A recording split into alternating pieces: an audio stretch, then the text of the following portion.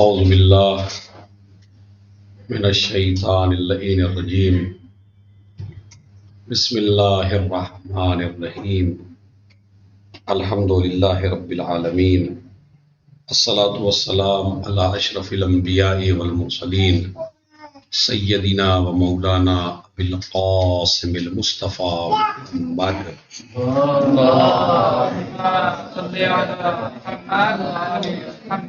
وعلى أهل بيته الطيبين الطاهرين المعصومين المظلومين ولعنة الله على أعدائهم أجمعين من يومنا هذا إلى قيام يوم الدين.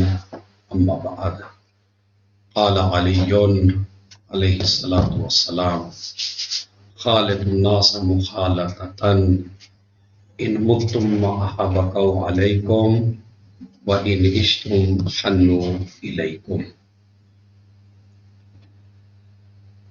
سب سے پہلی گزارش آپ تمام طالب علموں سے، اسٹوڈنٹ سے، اور جو مستقبل کے علماء ہیں، ماشاءاللہ آپ ہی میں سے اپنے وقت میں جتنے بھی آپ ہیں اپنے اپنے زمانے کے ایک بہترین عالم دین، ایک بہترین علامہ اور دنیا کی تربیت کرنے والے، ہر قوم کی اصلاح، خصوصاً اپنے مذہب کی ترویج کرنے والے. تو لہذا آپ کے لیے چند نکات نہج البلاغہ سے جو میں تیار کر کے لایا ہوں وہ آپ کے پیش خدمت ہے. سب سے پہلا مرحلہ ایک مبلغ کے لیے، ایک طالب علم کے لیے یہ ہوتا ہے کہ جب وہ قرآن مجید کی آیت یا کسی حدیث کو سرنامہ کلام قرار دے تو اس کا اعراب بالکل صحیح ہونا چاہیے. اسے آپ عیب نہ سمجھیے اگر مجلس سے پہلے یا تقریر سے پہلے مجمع کے درمیان بھی اگر آپ اس کو چیک کر لیں، اس کو دیکھ لیں، اگر آپ کو 100% بھی یہ یقین ہو کہ میں بالکل صحیح پڑھ رہا ہوں تو بھی دیکھنے میں کوئی حرج نہیں ہے.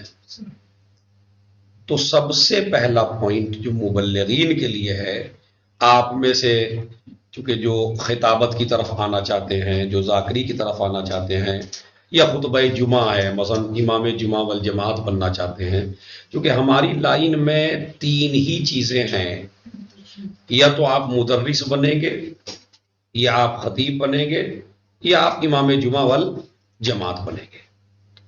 اس کے علاوہ ہمارے یہاں عالم دین کا چوتھا استعمال کوئی نہیں ہے، 3 ہی استعمال ہے بس. یا تو آپ مبلغ، یا آپ مثلا خطیب ذاکر، یا آپ امام جمعہ والجماعت استاد. اس کے علاوہ آپ کی نظر میں میرے خیال میں چوتھا کوئی راستہ نہیں ہے. امام جمعہ والجماعت 1، ٹیچر 2 اور خطیب 3. سب سے پہلے آپ حضرات کو اپنی زندگی میں یہ طے کرنا ہے کہ ہم کو بننا کیا ہے. ہمارے مدارس میں یہاں سے لے کے ایران تک، نجف تک، سیریا تک جتنے بھی ہمارے دوست و احباب بیٹھے ہوئے ہیں، ہمارے زمانے میں مقصد معین نہیں تھا، آج بھی وہاں مقصد معین نہیں ہے. یعنی نہ جو بنانے والے ہیں ان کو بھی یہ پتہ نہیں ہے کہ ہمیں انہیں کیا بنانا ہے، اور جو بن رہے ہیں ان کو بھی معلوم نہیں ہے کہ ہمیں کیا بنانا ہے. میں نے آپ سے بتایا 3 لائن ہیں مولویت میں انڈیا میں. اب میں ایران کی یا عراق کی یا سیریا کی بات نہیں کرتا، وہاں پہ کئی چیزیں ہیں، لیکن ہمارے یہاں جو ہدایت کے مرکز ہیں صرف یہ: یا تو آپ استاد بنیں گے کسی مدرسے میں، یا آپ امام جمعہ والجماعت بنیں گے، یا آپ خطیب بنیں گے. اس کے علاوہ چوتھا راستہ آپ کے پاس نہیں ہے. ان تینوں کے کورس الگ الگ ہیں. یعنی اگر آپ خطابت چاہتے ہیں تو جو آپ کو اسکول میں کورس پڑھایا جا رہا ہے وہ کسی بھی طرح اس کے لیے کافی نہیں ہے، نہ کافی ہے. آپ یہ کورس پڑھ کے اس لائن میں آپ نہیں جا سکتے جب تک کہ الگ سے آپ محنت نہ کریں. اگر ایک دو کتاب رکھ بھی دی گئی تو وہ رہنمائی کے طور پہ ہے، نہ یہ کہ آپ کو مکمل تیار کر سکتے ہو. ایک مسئلہ. دوسرا مسئلہ امام جمعہ والجماعت بننا چاہتے ہیں تو اس کے لیے بھی یہ دونوں چیزیں ہیں. ہسٹری بھی آپ کو پڑھنا ہے، مسائل سے بھی آپ کو واقف ہونا ہے، قراءت بھی آپ کی صحیح ہونا ہے، خطبے بھی آپ کے اچھے ہونے ہیں. خطبے تبھی تو اچھے ہوں گے جب آپ کی ہسٹری مضبوط ہوگی، آپ کی تاریخ مضبوط ہوگی. تو یہ جو ہمارا کورس ہے یہ کسی حد تک امام جمعہ والجماعت کے کام کا ہے، لیکن وہ بھی ہسٹری کو الگ کر کے. نہج البلاغہ ہے، صحیفہ سجادیہ ہے، ہماری وہ 4 کتابیں ہیں جو معتبر ترین ہیں. اسی طریقے سے اور دوسری کتابیں، تو وہ حوزات میں آپ کو نہیں پڑھائی جاتی اور پڑھائی بھی نہیں جا سکتی. صرف آپ کی ایک اچھا ٹیچر رہنمائی کر سکتا ہے کہ آپ یہ کریے. تو یہ کورس تھوڑا سا کام بہترین کورس جو یہ جتنے بھی حوزات ہیں ان میں جو کورس ہے وہ استاد بنانے کا ہے، ٹیچر بنانے کا. دو ہماری چیزیں جو ہیں وہ زیادہ تر حوزات میں نہیں ہیں، لیکن ایک چیز پہ ہمارے بہت زیادہ زور ہے اور وہ ہے استاد. لیکن سوال یہ پیدا ہوتا ہے کہ اب جتنے بھی ہم طالب علم ہیں اگر سب کا مقصد یہی ہے کہ ہم استاد بنیں گے اور کسی نہ کسی حوزے میں خدمت جا کے کریں گے تو نہ تو آپ کو اتنے حوزات ملنے والے ہیں. حوزات کی حالات آج کل بہت زیادہ خراب کر دیے ہیں. آپ دیکھ رہے ہیں ماشاءاللہ یہاں پہ کتنے اسٹوڈنٹ ہو گئے ماشاءاللہ 19 ہیں. حالانکہ یہاں اور بھی زیادہ آ سکتے ہیں اور یہ کوشش بھی کرتے ہیں. ہمارے دونوں دوست ہیں، بہترین عالم دین ہیں، بہترین مدرس ہیں، بہترین مبلغ ہیں یہ.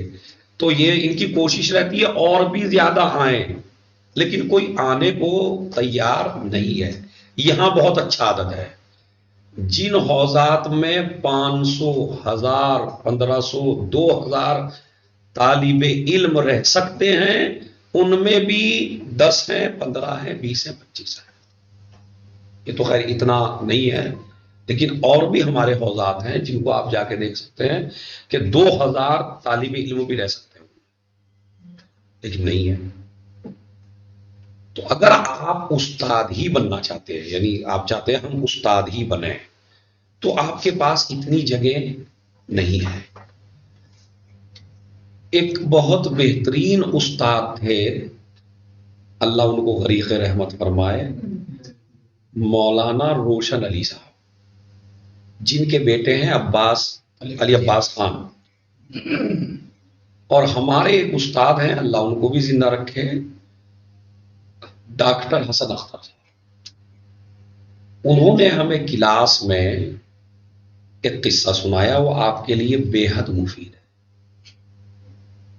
اور ہو سکتا ہے اگر میں یہ لیکچر کسی اور حوزے میں دیتا تو پھر میں یہ کبھی نہ بیان کرتا، لیکن یہ جو دونوں بیٹھے ہوئے ہیں ان سے میں مطمئن ہوں اس لیے بیان کر رہا ہوں. لیکن ایک حقیقت ہے کہ جو آج ہم لوگ سامنا کر رہے ہیں وہ آپ کو کرنا پڑے گا. آپ کے زمانے میں اس سے بھی زیادہ حالات بدتر ہو سکتے ہیں. انہوں نے یہ کہا کہ میں بہت زیادہ محنت کر رہا تھا، بہت زیادہ محنت کر، دن رات اصول میں، فقہ میں، نحو میں پڑھتا بھی تھا، پڑھاتا بھی تھا. جتنے گھنٹے پڑھتا تھا اس سے زیادہ پڑھاتا تھا. تو روشن علی صاحب نے پوچھا کہ بیٹا آپ کیا بنو گے؟ تو وہ کہتے ہیں میں نے جواب دیا کہ میں ٹیچر بنوں گا، استاد بنوں گا. روشن علی صاحب بہت مضبوط استاد تھے، بہت قوی استاد تھے. انہوں نے یہ کہا کہ اگر آپ استاد بننا چاہتے ہیں تو پڑھنا چھوڑ دیجیے. سمجھے؟ اگر آپ استاد بننا چاہتے ہیں تو آپ پڑھنا چھوڑ دیجیے. بڑی عجیب سی بات ہے. ڈاکٹر صاحب کہنے لگے کہ مجھ کو ایسا لگا کہ یہ پاگل تو نہیں ہوئے. اتنا بہترین استاد، اتنی اچھی تعلیم دینے والا، اور وہ مجھ سے یہ کہہ رہا ہے کہ نہیں پڑھنا چھوڑ دیجیے. میں نے ان سے سوال کیا کہ آپ ایسی بات کیوں کہہ رہے ہیں؟ آپ کو تو کہنا چاہیے محنت کروں، میں اور زیادہ جدوجہد کروں، خوب محنت سے پڑھوں، تیاری کروں. تو کہتے میں نے ان سے کہا کہ آپ ایسا کیوں کہہ رہے ہیں؟ انہوں نے کہا یہ بات تمہارے 10 سال کے بعد سمجھ میں آئے گی، ابھی نہیں آئے گی. کہا پھر بھی کچھ اشارہ کیجئے. کہا نہیں، اشارہ بس اتنا ہی ہے کہ مدرسے کچھ ایسے لوگوں کے ہاتھ میں چلے جائیں گے کہ جن کو اچھے استاد نہیں چاہیے. یعنی اس ٹیچر اگر کوئی بنے گا تو چاپلوسی سے بنے گا، اپنی صلاحیت کی بنیاد پہ نہیں بنے گا. یہ اکثر جگہ ہو گیا ہے، چونکہ جب پرنسپل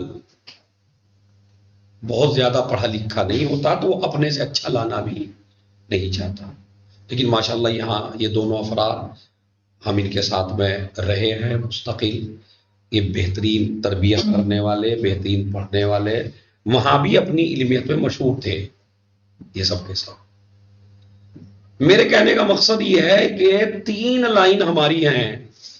پہلی لائن خطابت، دوسری لائن ٹیچری، ٹیچر بننا، استاد، اور ایک ہے امام جمعہ والجماعت. اکثر آپ، یہ برائی نہیں ہے چونکہ خاص ایک پیغام ہے آپ لوگوں کے لیے، مجلس میں یہ پڑھا بھی نہیں جا سکتا. اکثر اگر آپ بزرگوں کو دیکھیں جہاں جہاں نماز ہو رہی ہے تو ان کی تجوید بہت اچھی نہیں ہے. اکثر جگہ آپ جا کے دیں، میں چونکہ آپ سے زیادہ جا رہا ہوں، ابھی فیلڈ میں ہوں، تو جہاں ہم جاتے ہیں تو وہ بزرگ، حالانکہ ان کا علم ہم سے زیادہ ہے، ان کا تجربہ ہم سے زیادہ ہے، ان کی خدمتیں ہم سے زیادہ ہے، اور ہو سکتا ہے ہماری تجوید کے ساتھ قبول نہ ہو مگر ان کی بغیر تجوید، وہ ایک الگ مسائل ہے.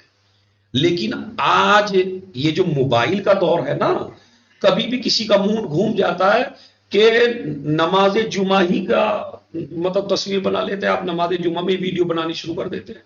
چھوٹے چھوٹے بچے ہیں، پتہ آپ جو ہیں، میں جو ہوں نماز جمعہ پڑھا رہا ہوں اور انہوں نے کیمرہ لگا دیا، آن لائن دے دیا. اب آن لائن میں اہل سنت نہ جانے کتنے ہیں جو میری اس نماز کو دیکھ رہے ہیں، اور اس میں وہ دیکھ رہے ہیں کہ بتائیے یہ شیعوں کا اتنا بڑا عالم ہے جس کے سر پہ عمامہ لگا ہے مگر اس کی تو قرات ٹھیک نہیں ہے.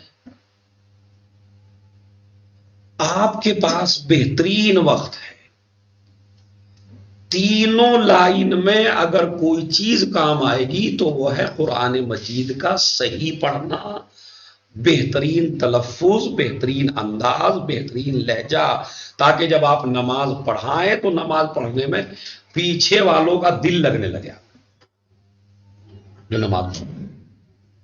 یہ کمی وہ ہے جو ہمارے پہلے بزرگوں میں ہے، جو آپ میں نہیں ہونی چاہیے. پہلے اتنا تطور بھی نہیں تھا، اتنی ترقی بھی نہیں تھی، مثلا قرآن مجید پہ ہمارے یہاں بہت زیادہ کام نہیں تھا.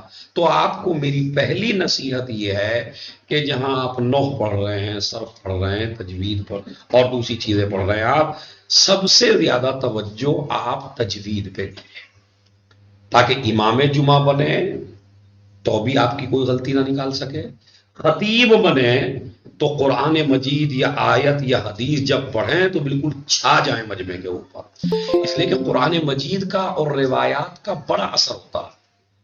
یہ ٹھیک ہے کہ اردو کے اچھے اچھے الفاظ آپ بولیے اور بہترین بہترین جملے سیٹ کریے، وہ ایک خطابت الگ ہے.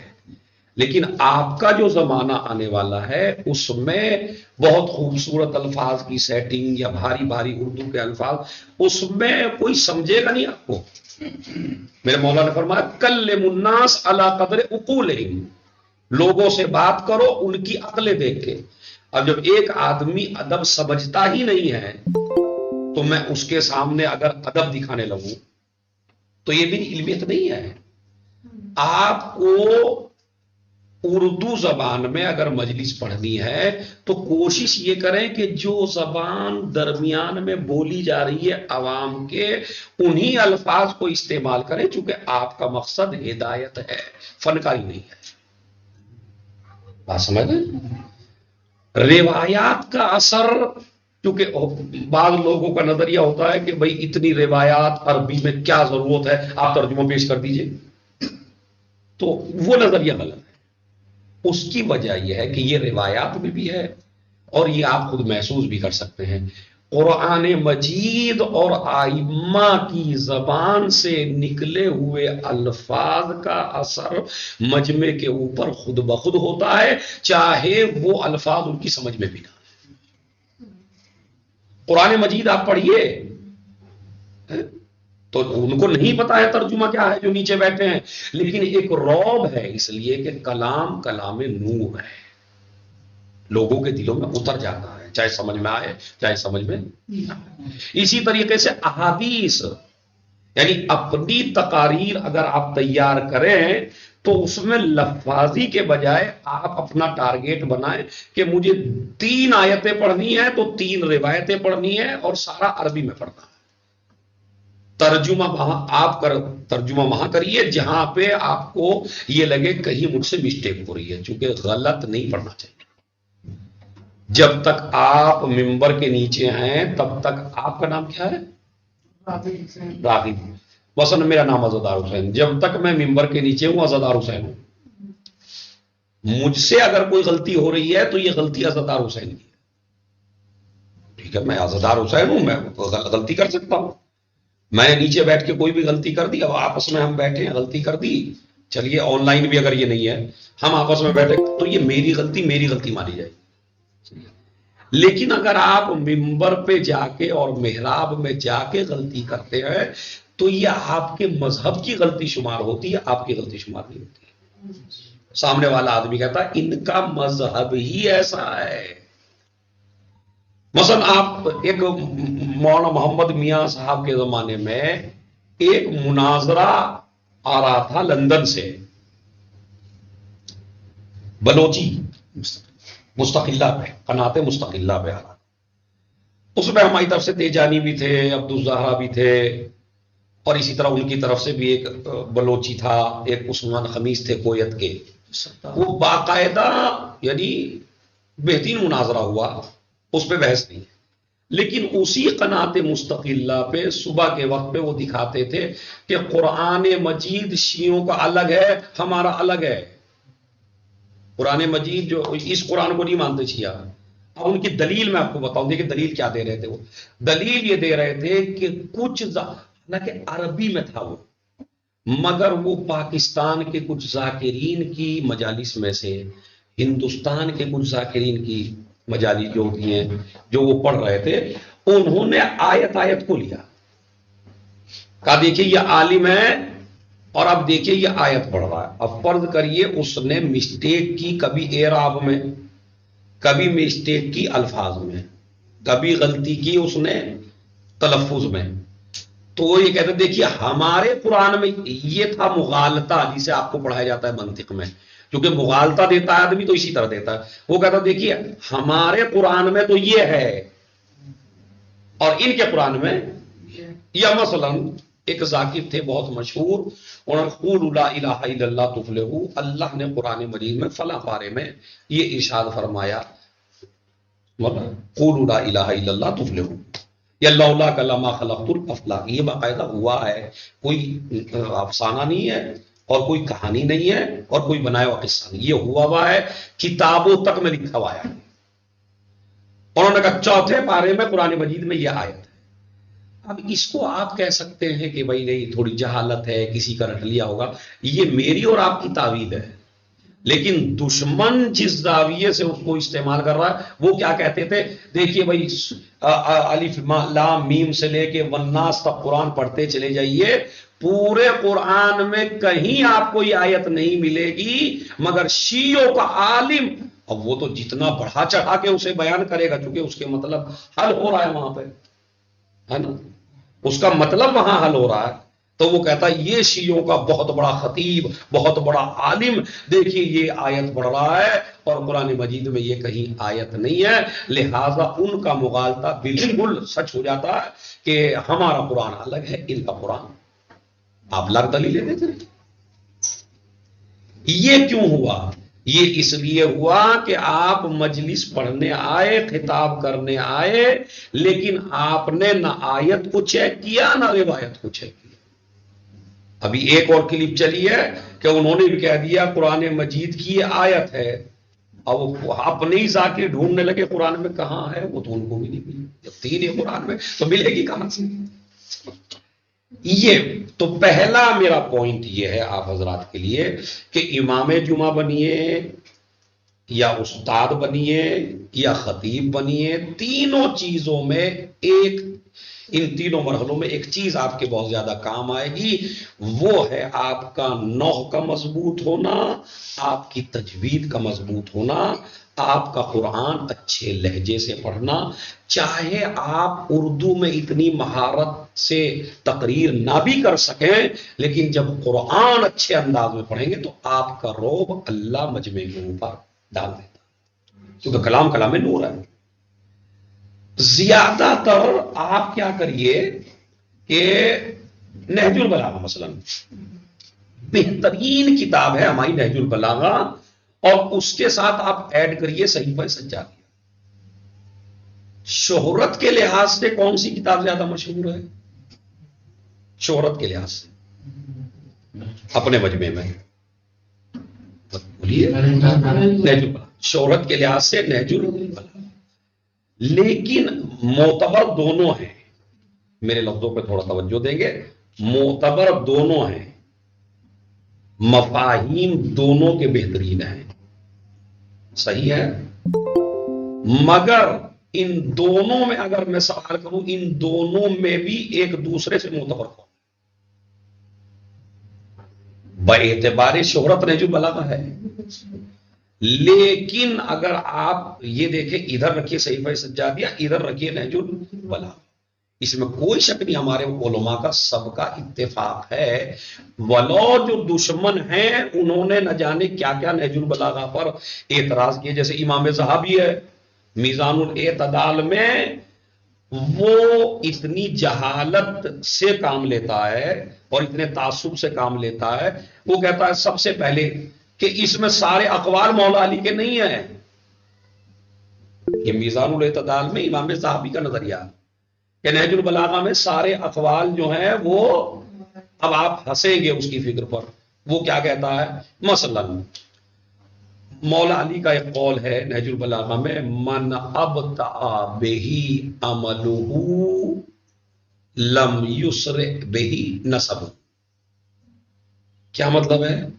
جس انسان کو اس کا عمل سست کر دے، من ابتع یا گھٹا دے، بالکل آسان ترجمہ، جس انسان کو اس کا عمل گھٹا دے، اس کا اچھا خاندان یا اس کا نسب اس کو بلند نہیں کر سکتا۔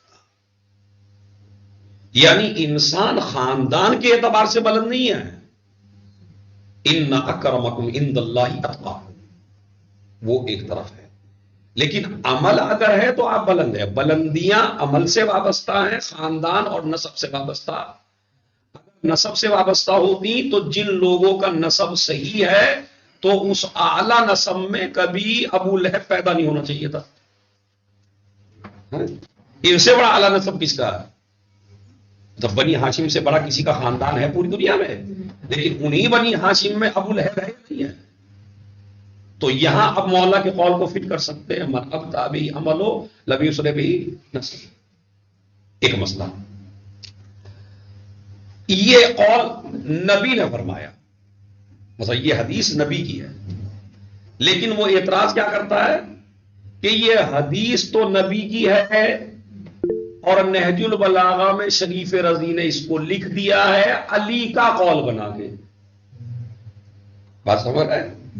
وہ کہتا ہے یہ نبی کی احادیث میں سے ایک حدیث ہے، لیکن یہ اس میں نے لکھ دیا کہ یہ تو امام علی کا قول ہے، تو نبی کے قول کوئی۔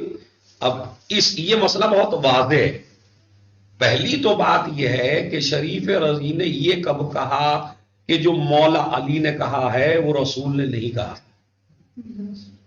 نہیں کہا ایسا، بلکہ انہوں نے کہا میرا سارا علم انہی سے ہے، تم تو ایک قول کی بات کر رہے ہو، ہم یہ کہتے ہیں جو پوری نہج البلاغہ ہے اور علی نے بیان کی ہے وہ سارا نبی ہی سے لیا ہوا ہے، الگ سے لیا ہوا نہیں ہے، تو دلیل بہت زیادہ مضبوط نہیں ہے۔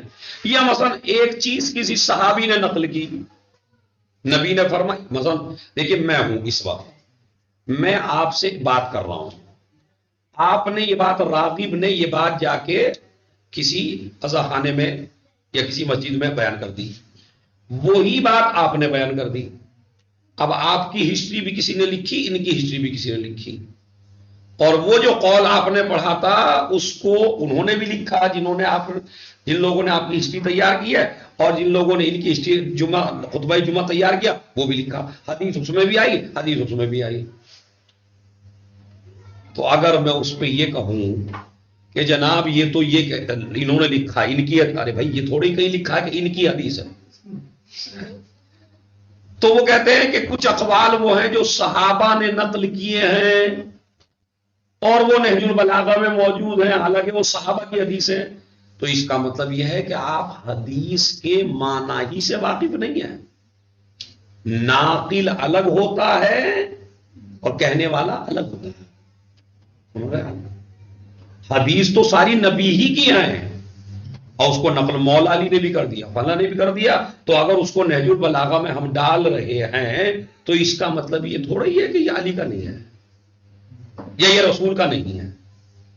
تو یہ بیہودہ اعتراضات ہیں جو تعصب کی بنیاد پر نہج البلاغہ پہ کیے گئے ہیں، لیکن اس کے مقابلے میں جو اور دیانتدار علماء اہل سنت ہیں ان کا نظریہ یہ ہے کہ نہج البلاغہ کی فصاحت و بلاغت خود دلیل ہے کہ کسی امام کا کلام ہے، کسی بندے کا کلام نہیں ہے، یہ بڑی بہترین دلیل ہے۔ سب سے اچھی بات یہ ہے کہ آپ اس کلام کو دیکھ لیجئے،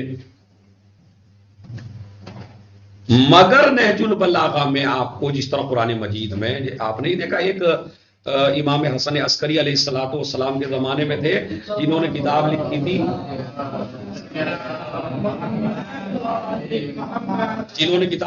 تھی، تناقضات فی القرآن، یہ کتاب لکھی تھی، اسحاق شاید اس کا نام تھا، اسحاق ہندی یا کندی، تو اس کا نام تھا، اس نے یہ کتاب لکھی تھی۔ ایسا ہی نہج البلاغہ میں آپ کو ہر کتاب میں آپ کو نہج البلاغہ میں نظر آئے گا۔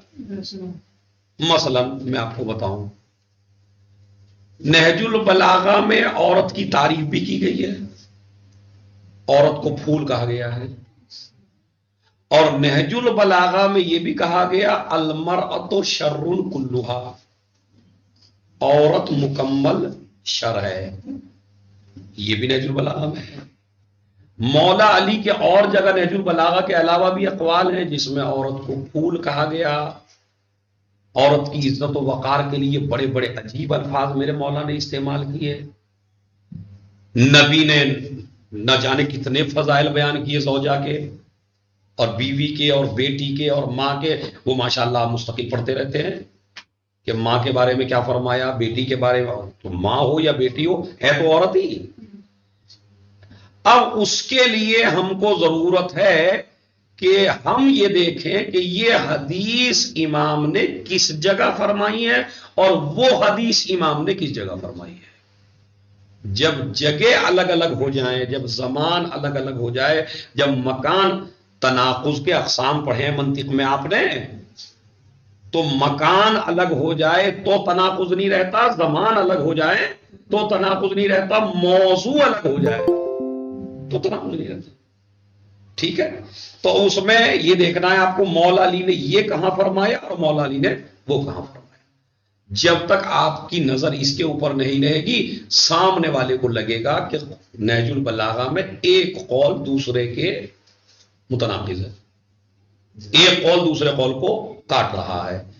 اسی لیے ضرورت ہے علم درایت کی، علم رجال کی، ان چیزوں میں بھی آپ کو مضبوط ہو کے بیٹھنا ہے تاکہ آپ ہر مسئلے کو، ہر شبہے کو جس طرح کا بھی آئے، کیونکہ آگے آگے آپ کے مقابل میں جو لوگ آ رہے ہیں وہ بہت اسٹرانگ ہو کے آ رہے ہیں. باقاعدہ ہمارے اہل سنت بھائیوں کے مدرسوں میں مناظرہ سکھایا جاتا ہے، باقاعدہ تیاری کرائی جاتی ہے، باقاعدہ ان کو مضامین دیے جاتے ہیں، یہ دلیلیں ہیں، یہ دلیلیں، یہ دلیلیں، یہ دلیلیں، یہ دلیلیں. آج کے زمانے میں ہماری ذاکری سے کام چلنے والا نہیں ہے. ذاکری اس وقت نام ہے جذبات کو ابھار کے داد لے لینے کا. وہ اپنے مجمع میں کوئی بھی کر سکتا. بھائی اس سے اچھی کیا بات ہے کہ آپ کی مجلس فرض کریے نہیں بھی چل رہی ہے تو آپ مجمع کی تعریف کرنے لگے، خود ہی چلنے سے چلیے. ان کو کیا چاہیے؟ جب ایک بے عمل کو آپ با عمل ثابت کر کے جنت میں بغیر عمل بھیج دیں گے تو ان کو کیا چاہیے بھیا؟ تو ایسا نہیں ہے کہ آپ کی جگہ بننے والی نہیں ہے، جگہ تو آپ خود بنا سکتے ہیں، لیکن آپ کا جو دور ہے وہ بہت زیادہ علم کا دور، بہت زیادہ تعلیم کا. آپ کو بہت زیادہ محنت کی ضرورت ہے. چھوٹے بھائی ہیں میرے، تو میں ایک نصیحت اور کرتا ہوں جس نصیحت پہ میں نے اپنے بزرگوں کی عمل کیا ہے. 30 سال سے پہلے جتنا ہو سکے حفظ کر ڈالیے. روز 2-3 آیتیں، 2-3 حدیثیں حفظ کر لیجیے. مثلا 40 حدیثیں بی بی زہرا سلام اللہ علیہ کے بارے میں، 40 حدیثیں مثلا امام سجاد کے بارے میں، 40 حدیثیں یا ان کی حدیثیں یا ان کے بارے میں حدیثیں، 40 کا بھی عدد لے کے چلیں گے تو بہت حدیثوں کا انبار آپ کے پاس ہوگا. اور خصوصاً آپ کے زمانے میں اخباریت ہو سکتا ہے اور بڑھے تو آپ کا اخبار کو یاد کرنا بہت زیادہ ضروری ہے. حدیثیں آپ کو بہت زیادہ یاد ہونی چاہیے. 30 سال کے بعد جب آپ یاد کریں گے تو ایک دن یاد کریں گے، دوسرے دن بھولیں گے، دوسرے دن یاد کریں گے، تیسرے دن بھول جائیں گے. یہ تجربہ ہے. چونکہ میں بھی، اللہ اپنی تعریف سے محفوظ رکھے، لیکن یہ جانتے ہیں ہمارا حافظہ بہت زبردست ہے، اب بھی ماشاءاللہ ہے، لیکن فرق آ گیا. مثلا میرا حافظہ اتنا اچھا تھا کہ 200 تو خطبے نہج البلاغہ کے میں ٹہلتے ٹہلتے یاد کر لیے تھے. روز جب کھانے کے بعد ٹہلتے تھے تو نہج البلاغہ چھوٹی سی لے لی، اپنے لوگ سمجھ رہے ٹہل رہے ہیں اور ہم ٹہلتے ٹہلتے پورے کلمات قصار ہم نے رٹ ڈالے. اس وقت ہم کو یہ معلوم نہیں تھا اس میں ہے کیا، سمجھ رہے ہیں؟ پتہ بھی نہیں ہوتا. آپ یہ نہ سمجھیے کہ جو ہم لوگ آپ کے سامنے جو بھی کچھ بنے ہیں تو ان کو شروع ہی سے پتا ہے، نہیں. نومیر ہمارے بالکل رٹی ہوئی تھی مگر ہمیں یہ نہیں پتا نومیر ہے کیا. لیکن وہ یاد کی ہوئی چیز، مثلا آج بھی اگر مجھے نہج البلاغہ کو کوئی خطبہ دکھا دیجئے یا وہ دکھا دیجئے تو مجھے ایک ہی دفعہ دیکھنے کی ضرورت پڑتی ہے. لیکن اب جو میں یاد کرتا ہوں وہ دوسرے دن بھول جاتا ہوں، پھر نہیں یاد. جو غلطی ہم سے ہو گئی ہے وہ آپ غلطی نہ کریے. جتنا بھی ہو سکے اپنے حافظے کو استعمال میں لائیے. زیادہ سے زیادہ احادیث یاد کریے، زیادہ سے زیادہ. حد یہ ہے کہ اگر آپ کے اسکول میں آپ میں سے کسی کو تقریر کرنی پڑ جائے تو آدھے گھنٹے کی اگر تقریر کرنا ہے تو 20 منٹ کی آپ کی حدیثیں ہونی چاہیے عربی میں. آپ کو کیا ڈر ہے؟ تو داد دیں گے نہیں دیں گے، کوئی کون سا مسئلہ ہے؟ اپنے لوگوں میں تو پڑھ رہے ہیں نا، اپنے اسکول میں ہی پڑھ رہے ہیں، ٹریننگ اگر لے رہے ہیں. لیکن حفظ آپ کا ہونا چاہیے، یعنی ٹارگیٹ آپ کا ہونا چاہیے 1 گھنٹے کی مجلس میں مجھ کو معصوم کی 5 حدیثیں عربی میں گرامر کے ساتھ بہترین تلفظ کے ساتھ مجمع کے اوپر پڑھنی ہے، اس کا ترجمہ کرنا. پھر آپ دیکھیے کہ آپ کی خطابت کس معراج پہ جائے گی. اگر آپ خطیب بننا چاہتے ہیں، اور حتمن بنیں گے انشاءاللہ بحق شہزادی زہرا سلام اللہ علیہ بنیں گے. میں نے مولا علی کا جو قول آپ کی خدمت میں پڑھا، مثلا خالی تجربے کے لیے پڑھا، آپ کو بتانے کے لیے کہ مثلا کس طرح آپ کر سکتے ہیں. سوال میں نے آپ سے کیا تھا، نہج البلاغہ باعتبار شہرت بہت زیادہ پوری دنیا میں مشہور ہے، لیکن صحیفہ سجادیہ اتنی مشہور نہیں ہے۔ حالانکہ ان دونوں میں بھی اگر دیکھا جائے، دونوں میں معتبر کون سی ہے؟ معتبر دونوں ہیں، لیکن قوی کون سی ہے؟ تو وہ ہے صحیفہ سجادیہ۔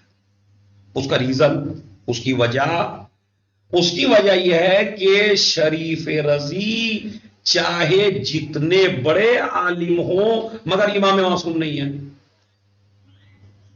اور مولا علی سے کوئی خطبہ ڈائریکٹلی نہیں سنا ہے انہوں نے۔ ایسا کبھی ہوا کہ مولا علی کوفے کے منبر پہ خطبہ دے رہے، شریف رضی نیچے بیٹھے ہیں؟ نہیں ہوا۔ ایسا بھی نہیں ہوا کہ مولا علی تک جنگ میں ہے اور شریف رضی بھی جنگ میں ہے؟ نہیں ہے۔ پتہ نہیں کتنے سال کے بعد پیدا ہوئے ہیں، اور اس کے بعد انہوں نے اس کو اکٹھا کیا۔ یہ کبھی بھی یہ نہ کہیے گا آپ عوام میں جا کے کہ جتنے بھی مولا علی کے اقوال ہیں وہ سارے نہج البلاغہ ہیں، نہیں۔ نہج البلاغہ سے بھی پہلے، جب نہج البلاغہ نہیں لکھی گئی تھی تب مولا علی کے اقوال نہیں تھے کیا؟ مولا علی کے اقوال تھے۔ سارے اقوال اب بھی نہیں ہیں نہج البلاغہ میں مولا علی کے۔ ایک 10 عالم بھی بیٹھ جائیں تو اب نہیں کر سکتے، یہ بہت بڑا کام ہے۔ سارے نہیں ہیں، انہوں نے کہا بھی نہیں ہے کسی جگہ نہج البلاغہ میں کہ اب مولا علی کا کوئی قول بچا ہی نہیں ہے، جتنے بھی تھے سارے اقوال میں نے اکٹھے کر دیے نہج البلاغہ، کہیں بھی نہیں ہے۔ ایسا نظریہ ان کا کہیں نہیں ہے۔ صلی اللہ محمد و آل محمد۔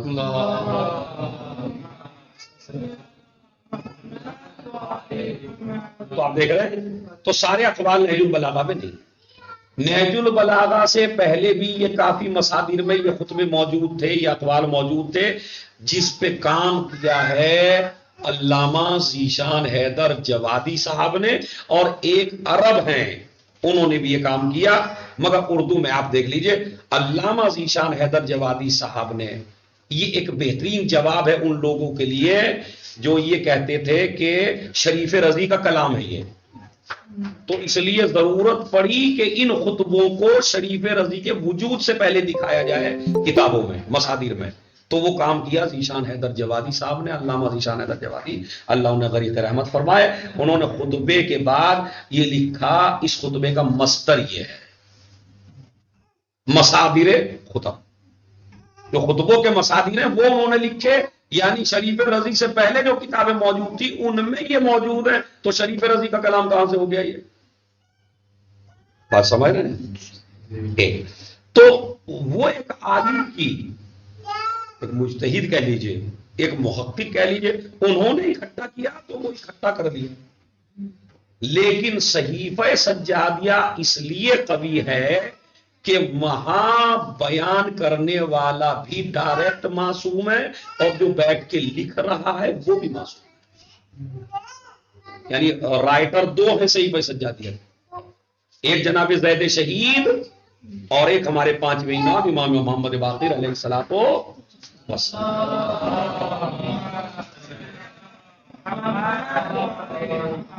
تو اس کو جو جمع کیا ہے ان دعاؤں کو، اور یہ خالی ساری مصلے کی بھی دعائیں نہیں ہیں۔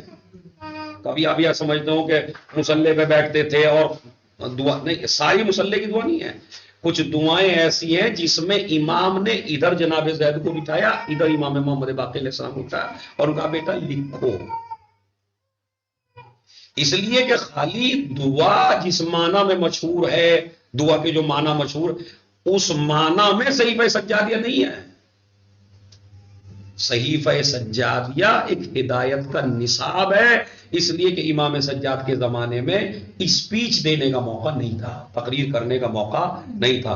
خطبے کے کچھ شرائط ہوتے ہیں، مثلا جب تک مجمع نہ ہو تو خطبہ نہیں ہوگا، ہونا چاہیے نا، وہ مخاطب ہو، کوئی سامنے ہو تبھی تو آپ خطبہ دیں گے، مجمع ہو، حالات ہوں، وسائل موجود ہوں۔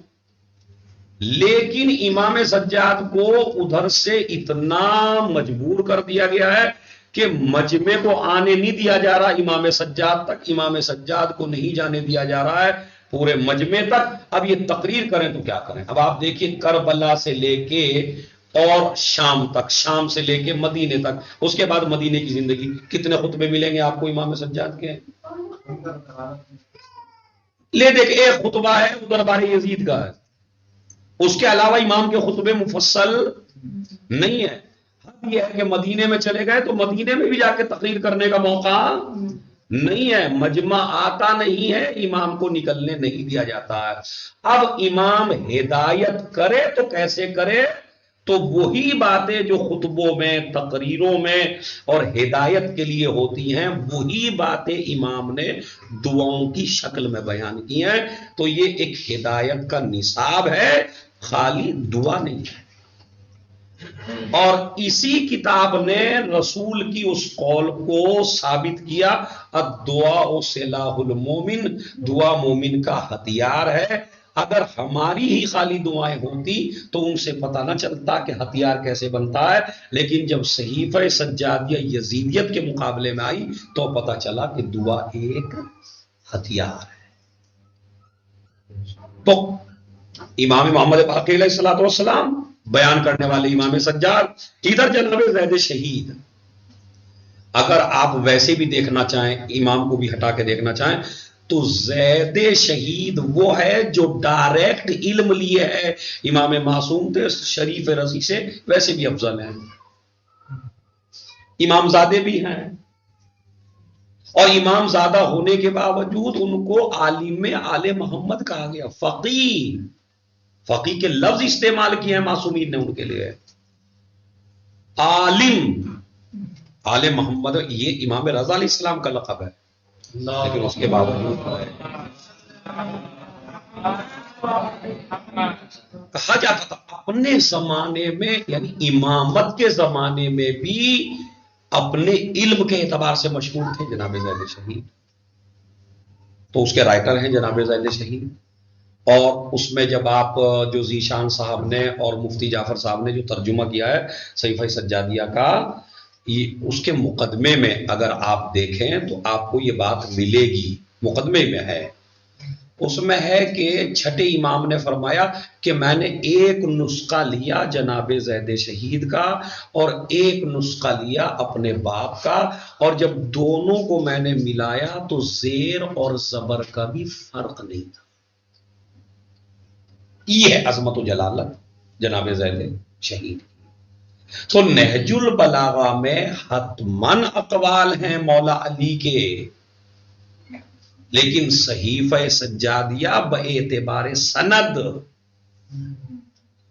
معتبر ترین کتاب ہے. اس صحیفہ سجادیہ کو آپ کو عوام کے درمیان میں لانا ہے. علامہ امینی کی حیات میں یہ ملتا ہے کہ کسی الازہر یونیورسٹی کے ایک بڑے استاد نے یہ کہا تھا کہ امام سجاد کے بارے میں یہ شیعہ لوگ بہت مبالغہ کرتے ہیں. وہ عبادت میں تھے، علمی میدان میں نہیں تھے.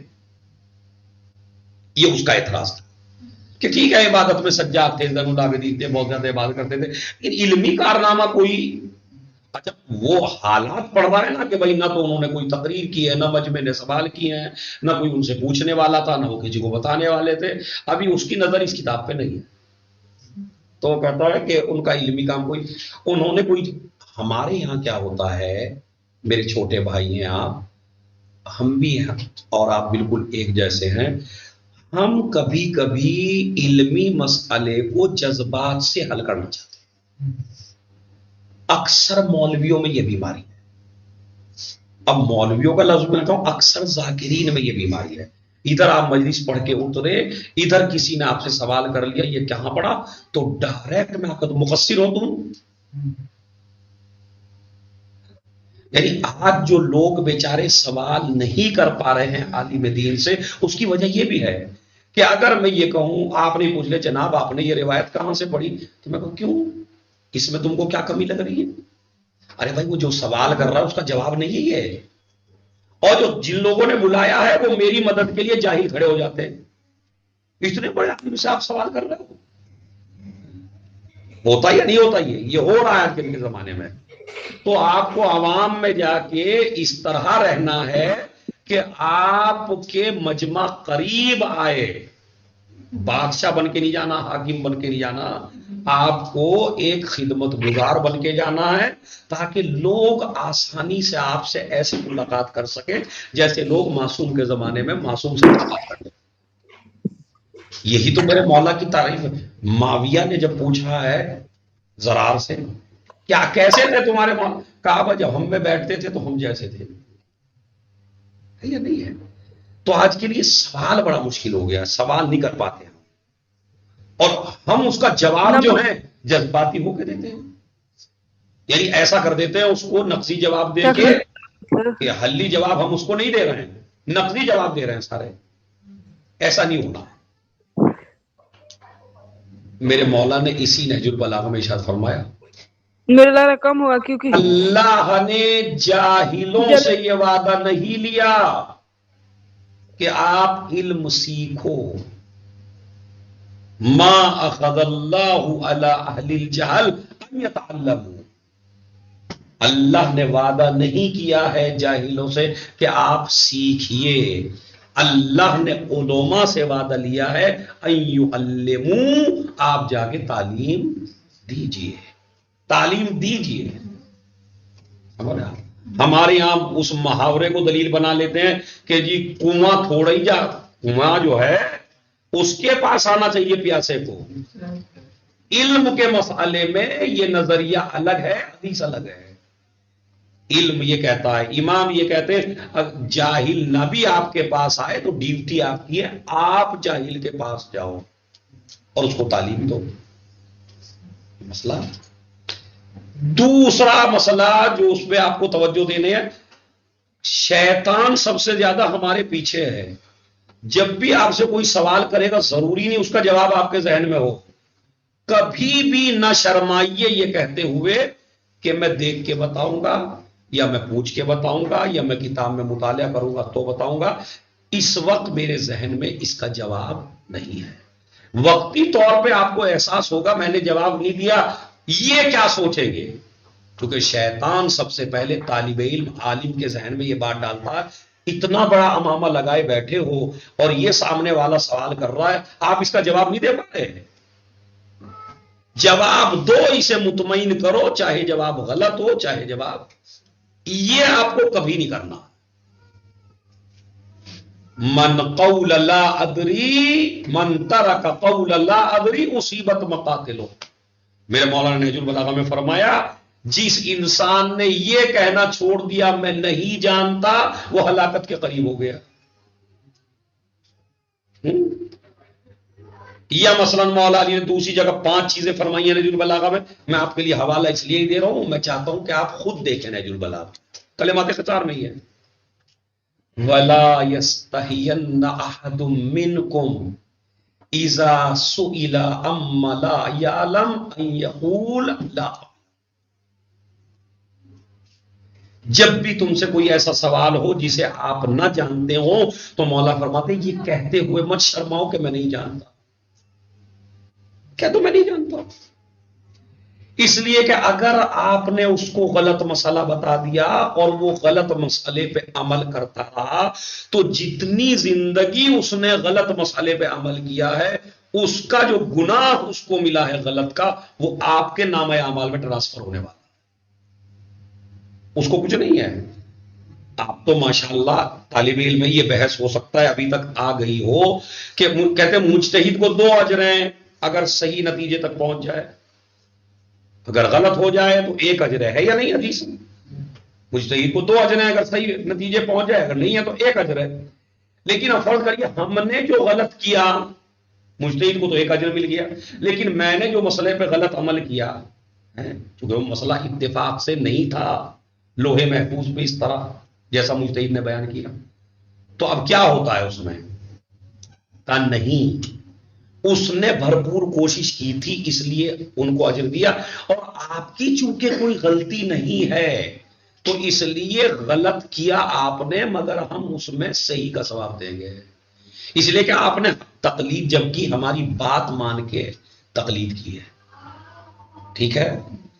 تو کبھی بھی مارکیٹ میں جائیے، مسجدوں میں جائیے، ممبروں پہ جائیے، مجالس خطاب کریے، سوال کرنے والے کو کبھی نہیں جھڑکنا، پہلا مسئلہ، غلط نہیں بتانا، ولو ظاہری طور پہ بے عزتی نہیں ہوتی۔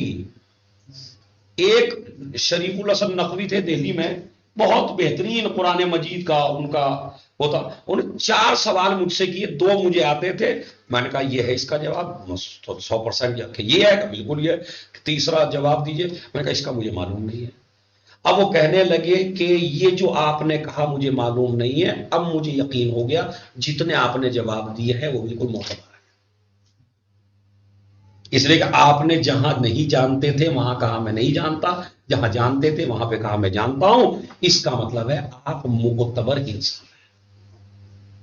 تو ظاہری طور پر، ہاں، ظاہری طور پر بے عزتی سی محسوس ہوتی ہے، ورنہ بے عزتی نہیں ہے۔ تو انشاءاللہ اپنا ہدف معین کریے کہ آپ کو کیا بننا ہے۔ ایک مسئلہ یہ جو میری ماں بہنیں کچھ سن رہی ہیں، ان میں بھی ماشاءاللہ چونکہ خطابت آ رہی ہے اور یہ بھی خطیب بننا چاہتی ہیں، ان کے لیے بھی پیغام یہی ہے کہ باقاعدہ حوزات سے جڑی رہیں، مطالعہ کریں، کتابیں پڑھیں، اصول پڑھیں، بعد میں ممبر پہ جا کے خطابت کریں، اس لیے کہ آج کل لیڈیز میں جو خطابت ہو رہی ہے انہوں نے لیڈیز میں بڑی بے دینی پھیلا دی ہے۔ بہرحال یہ چھوٹی سی کچھ باتیں تھیں، میں بھی طالب علم ہوں، آپ بھی طالب علم ہیں، تو اگر کوئی آپ سوال کرنا چاہیں انشاءاللہ میں آپ کی خدمت میں حاضر ہوں۔ السلام علیکم ورحمۃ اللہ وبرکاتہ۔